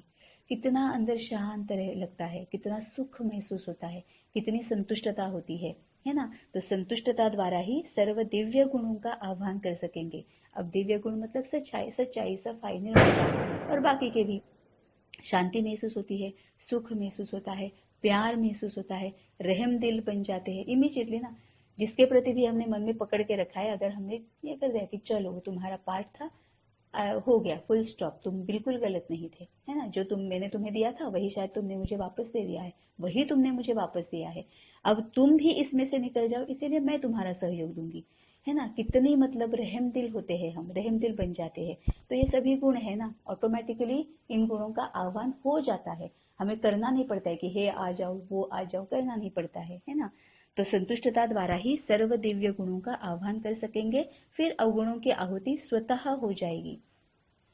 अंदर जो कमजोरियां, कमियां, निर्बलता, कोमलता, बाबा ने कोमलता भी कहा है। बाबा कई मूल्यों में कहता है कि नाजुकपना मत करो, मैं हर्ट हो गई, है ना, मुझे बहुत दुख हुआ, है ना, मुझे बहुत, ये बहुत होता है ना कि ऐसे क्यों कहा, वैसे क्यों कहा।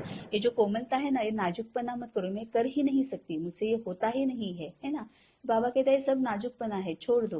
ये नाजुकपना क्यों है? क्योंकि आलस है ना, इसीलिए वो हो जाता है। इसीलिए बाबा कहता है कोमलता, ये बाबा ने आज बताया है कि अंदर जो कमजोरियां, कमियां, निर्बलता, कोमलता रही हुई है, उन्हें समाप्त कर अब नया खाता शुरू करो। इसमें ही बाबा ने क्या कहा कि निश्चय करो कि मैं कर सकता हूँ, मैं कर सकती हूँ। बाबा पर निश्चय है, ड्रामा पर निश्चय है, लेकिन जब अपने आप पर निश्चय नहीं होता है तो फिर ये निर्बलता और कोमलता आ जाती है ज्यादातर, है ना। इसीलिए अपने आप पर भी निश्चय करो कि मैं कर सकती हूँ, बाबा साथ है, तो चिंता की क्या बात है, हो जाएगा, बाबा करा लेगा, मुझे सिर्फ क्या करना है, बाबा को, अपने आप को बाबा पर सरेंडर कर देना है। तो उन्हें समाप्त कर कमजोरियां, कमियां, निर्बलता, कोमलता जो अंदर रही हुई है उन्हें समाप्त कर अब नया खाता शुरू करो और नए संस्कारों के नए वस्त्र धारण कर सच्ची दीपावली मनाओ। अब ये नए संस्कारों के नए वस्त्र मतलब क्या है? ये शरीर है। वस्त्र, आत्मा का वस्त्र कौन सा है? ये शरीर है। अब शरीर के लिए बाबा ने क्या कहा कि तुम्हारे चेहरे पर संतुष्टता दिखनी चाहिए, तुम्हारे चेहरे पर प्रसन्नता दिखनी चाहिए, तुम्हारी आंखों में रहमदिलता दिखनी चाहिए, तुम्हारे चेहरे पर दिव्यता दिखनी चाहिए, तुम्हारे कर्म से और वाचा से, बोल से, कर्म से ज्ञान की, गुण की, शक्तियों की प्रत्यक्षता होनी चाहिए। तो ये नया वस्त्र है ना। अभी पहले हम कैसे करते थे? टिट फॉर टैट, जैसे को तैसा। तुमने अरे कहा तो हमने कार्य करना है ना, यही करते थे। तुम क्रोध में आ गए, हम भी, हमारा चेहरा भी, हमारी हलचाल, बोल चाल सब कुछ क्रोध में आ गई। लेकिन अब ये सब कुछ खत्म करना है और पूरा मनसा वाचा कर्मणा, चेहरे, चाल चलन, सूरत सीरत, है ना, सब में से दिव्यता, संतुष्टता, आनंद, खुशी, उमंग, उत्साह, है ना, ये प्रत्यक्ष करना है। तो यही हमारे नए वस्त्र है। स्लोगन है, बाप के आज्ञाकारी होकर रहो तो गुप्त दुआएं समय पर मदद करती रहेंगी। बाप के आज्ञाकारी होकर रहो तो गुप्त दुआएं, अब गुप्त दुआएं मतलब क्या है? बाप के आज्ञाकारी मतलब क्या है? पूरी जिम्मेवारी बाबा पर। बाबा ने कहा, हमने कर दिया, हाँ जी करना है ना, तो जिम्मेवारी बाबा पर डाल दी। तो मदद कौन करेगा? बाबा ही करेगा, क्योंकि बाबा ने मुरली में पूरी तरह से कहा है कि अगर मेरे साथ कंबाइंड स्वरूप में रहकर अगर तुम कुछ करो तो वो जिम्मेवारी मेरी है, लेकिन ये जिम्मेवारी पहले तुम्हारी है कि तुम मेरे साथ हो। ऐसे ही मन मत या फिर पर मत मिक्स नहीं कर रहे हो, श्रीमत पर ही चल रहे हो, श्रीमत को ही फॉलो कर रहे हो, तो फिर वो मेरी जिम्मेवारी है ना। बाबा ने ब्रह्मा के बारे में तो साफ साफ कहा था कि ये तो मतलब मेरे साथ रहता है, तो ये जो भी बोलेगा वो मेरी जिम्मेवारी है ना। तो हम भी अगर, ब्रह्मा मतलब भी एक टाइटल है ना, एक रोल है, ब्रह्मा विष्णु शंकर ये सभी रोल्स है ना। तो हम भी अगर ब्रह्मा बन गए, ब्रह्मा की स्थिति में स्थित है, बाबा के साथ कंबाइंड स्वरूप में है, बाबा के साथ पूरे मन मनाभव स्थिति में है, तो बाबा कहता है कि जो भी तुम करोगे वो मेरी जिम्मेवारी है। तो बाबा के आज्ञाकारी मतलब पूरी तरह से बाबा जो करा रहा है वही हो रहा है। इस तरह से अगर हम करेंगे तो गुप्त मदद मतलब जिम्मेवारी बाबा की ही है, तो बाबा ही खुद फिर देख लेता है कैसे क्या करना है। तो बाप के आज्ञाकारी होकर रहो तो गुप्त दुआएं समय पर मदद करती रहेंगी। ओम शांति।